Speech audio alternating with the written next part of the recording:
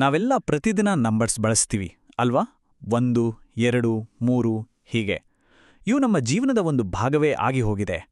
ಆದ್ರೆ ಈ ಚಿಹ್ನೆಗಳು, ಈ ಸಿಂಪಲ್ ಆಕಾರಗಳು ಎಲ್ಲಿಂದ ಬಂತು ಅಂತ ಯಾವತ್ತಾದ್ರೂ ಯೋಚನೆ ಮಾಡಿದೀರಾ?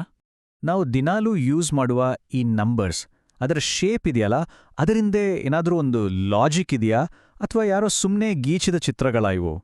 ಈ ಪ್ರಶ್ನೆ ಇದೆಯಲ್ಲ, ಇದು ನಮ್ಮನ್ನೊಂದು ತುಂಬಾನೇ ಇಂಟ್ರೆಸ್ಟಿಂಗ್ ಆದ ಥಿಯರಿ ಹತ್ರ ಕರ್ಕೊಂಡೋಗುತ್ತೆ.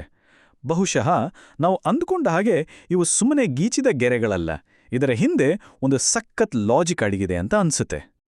ಸರಿ, ಹಾಗಿದ್ರೆ ಆ ರಹಸ್ಯ ಏನು ಅಂತ ನೋಡೇ ಬಿಡೋಣ. ಈ ಇಡೀ ಥಿಯರಿಯ ಬೇಸಿರೋದೇ ಆಂಗಲ್ಸ್ ಅಂದ್ರೆ ಕೋನಗಳಲ್ಲಿ. ನೋಡಿ, ಇದೊಂದು ಪಾಪ್ಯುಲರ್ ಥಿಯರಿ ಅಷ್ಟೇ. ಹಿಸ್ಟಾರಿಕಲಿ ಇದು 100% ಪ್ರೂವ್ ಆಗಿಲ್ಲ. ಆದರೂ ಈ ನಂಬರ್ಗಳ ಡಿಸೈನ್ ಬಗ್ಗೆ ಯೋಚನೆ ಮಾಡೋಕೆ ಇದೊಂದು ಅದ್ಭುತವಾದ ಪರ್ಸ್ಪೆಕ್ಟಿವ್ ಕೊಡುತ್ತೆ. ಇದನ್ನೇ ಆಂಗಲ್ ಥಿಯರಿ ಅಂತ ಕರೆಯೋದು. ಇದರ ಐಡಿಯಾ ಸಿಕ್ಕಾಪಟ್ಟೆ ಸಿಂಪಲ್. ಪ್ರತಿಯೊಂದು ನಂಬರ್ ಅದರ ಒರಿಜಿನಲ್ ಶೇಪ್ನಲ್ಲಿ ಅದರ ವ್ಯಾಲ್ಯೂ ಎಷ್ಟಿರುತ್ತೋ ಅಷ್ಟೇ ಆಂಗಲ್ಸ್ ಅಥವಾ ಕೋನಗಳನ್ನು ಹೊಂದಿರುತ್ತೆ. ಅಂದ್ರೆ 1ಕ್ಕೆ 1 ಆಂಗಲ್, 2ಕ್ಕೆ 2 ಆಂಗಲ್ಸ್, ಹೀಗೆ. ಕೇಳೋಕೆ ಎಷ್ಟು ಇಂಟ್ರೆಸ್ಟಿಂಗ್ ಆಗಿದೆ ಅಲ್ವಾ? ಹಾಗಿದ್ರೆ ಈ ಥಿಯರಿ ವರ್ಕ್ ಆಗತ್ತಾ ಅಂತ ಚೆಕ್ ಮಾಡೋಣ. ಮೊದಲ 3 ನಂಬರ್ಗಳಂತ ಶುರು ಮಾಡೋಣ. ಈ ಥಿಯರಿ ಪ್ರಕಾರ ಅವುಗಳ ಒರಿಜಿನಲ್ ಶೇಪ್ ಹೇಗಿತ್ತು ಅಂತ ನೋಡೋಣ ಬನ್ನಿ.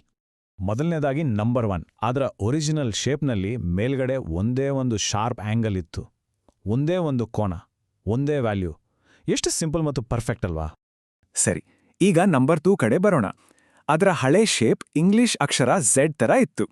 ಸರಿಯಾಗಿ ಗಮನಿಸಿದ್ರೆ ಗೊತ್ತಾಗತ್ತೆ, ಅದರಲ್ಲಿ 2 ಶಾರ್ಪ್ ಆಂಗಲ್ಸ್ ಇವೆ, ಒಂದು ಮೇಲೆ ಇನ್ನೊಂದು ಕೆಳಗೆ. ಇದೇ ರೀತಿ ನಂಬರ್ 3. ಅದರ ಹಳೆ ಶೇಪ್ನಲ್ಲಿ 3 ಶಾರ್ಪ್ ಆಂಗಲ್ಸ್ ಇತ್ತು. ಸೊ ಮೊದಲ 3 ನಂಬರ್ಗಳು ಈ ಥಿಯರಿಯನ್ನು ಪಕ್ಕ ಫಾಲೋ ಮಾಡ್ತವೆ ಅಂತ ಕ್ಲಿಯರ್ ಆಗಿ ಕಾಣಿಸುತ್ತೆ. ಓಕೆ, ಈಗ ಸ್ವಲ್ಪ ಕಾಂಪ್ಲೆಕ್ಸ್ ಆಗಿರೋ ಅಂದ್ರೆ ಬಾಕ್ಸ್ ತರ ಶೇಪ್ಸ್ ಇರುವ ಮುಂದಿನ ಸೆಟ್ ನಂಬರ್ಗಳ ಕಡೆ ಹೋಗೋಣ. ನಂಬರ್ 4ರ ಹಳೆ ಶೇಪ್ ನೋಡಿ. ಇದು ಒಂದು ಕ್ಲೋಸ್ಡ್ ಸ್ಕ್ವೇರ್ ಥರ, ಜೊತೆಗೆ ಒಂದು ಸಣ್ಣ ಬಾಲ. ಆ ಸ್ಕ್ವೇರ್ನ 4 ಮೂಲೆಗಳೇ 4 ಕೋನಗಳು. ಸಿಂಪಲ್. ನಂಬರ್ 5ರ ಡಿಸೈನ್ ಸ್ವಲ್ಪ ಡಿಫ್ರೆಂಟ್. ಅದರ ಸ್ಕ್ವೇರ್ ಥರ ಇರೋ ಸ್ಟ್ರಕ್ಚರ್ ಮತ್ತೆ ಕೆಳಗಡೆ ಇರೋ ಒಂದು ಹುಕ್, ಇವೆರಡೂ ಸೇರಿ ಕರೆಕ್ಟಾಗಿ 5 ಆಂಗಲ್ಸ್ ಫಾರ್ಮ್ ಮಾಡುತ್ತವೆ. ಏನೋ ನಂಬರ್ 6. ಕೆಳಗೆ ಒಂದು ಬಾಕ್ಸ್, ಮೇಲೆ ಒಂದು ಬಾಗಿದ ಲೈನ್. ಆ ಬಾಕ್ಸ್ನ ಆಂಗಲ್ಸ್ ಮತ್ತೆ ಮೇಲಿನ ಸ್ಟ್ರಕ್ಚರ್ ಎಲ್ಲಾನೂ ಸೇರಿಸಿದ್ರೆ ನಿಖರವಾಗಿ 6 ಆಂಗಲ್ಸ್ ಆಗುತ್ತೆ.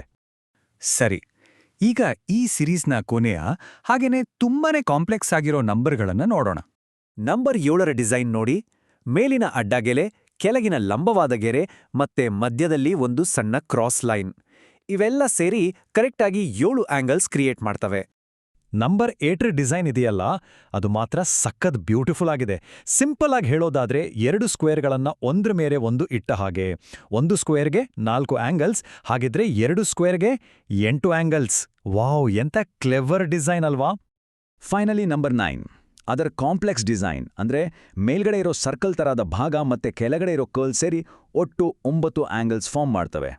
ಹೀಗೆ ನಾವು ಪ್ರತಿದಿನ ನೋಡೋ ಈ ನಂಬರ್ಗಳ ಹಿಂದೆ ಅದರ ವ್ಯಾಲ್ಯೂವನ್ನೇ ತೋರಿಸೋ ಒಂದು ಸಿಂಪಲ್ ಆದ ಜಾಮೆಟ್ರಿಕಲ್ ಸ್ಟೋರಿನೇ ಅಡಗಿದೆ. ಹಾಗಿದ್ರೆ ಈ ಎಲ್ಲಾ ವಿವರಣೆಯಿಂದ ನಮ್ಗೇನ್ ಗೊತ್ತಾಗತ್ತೆ?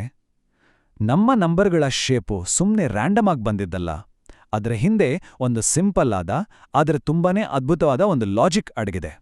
ಬಹುಶಃ ನಮ್ಮ ಸುತ್ತಮುತ್ತ ಇರುವ ಎಷ್ಟೋ ಸಿಂಪಲ್ ವಿಷಯಗಳ ಹಿಂದೆ ಇದೇ ಥರದ ಅನ್ಬಿಲೀವಬಲ್ ಕತೆಗಳು ಅಡಗಿರ್ಬೋದು ಅಲ್ವಾ? ನೆಕ್ಸ್ಟ್ ಟೈಮ್ ಯಾವುದಾದ್ರೂ ನಂಬರ್ ಬರೆಯೋವಾಗ ಅದರೊಳಗಡೆ ಇರೋ ಆಂಗಲ್ಸ್ ಬಗ್ಗೆ ಒಂದು ಕ್ಷಣ ಯೋಚನೆ ಮಾಡಿ ನೋಡಿ.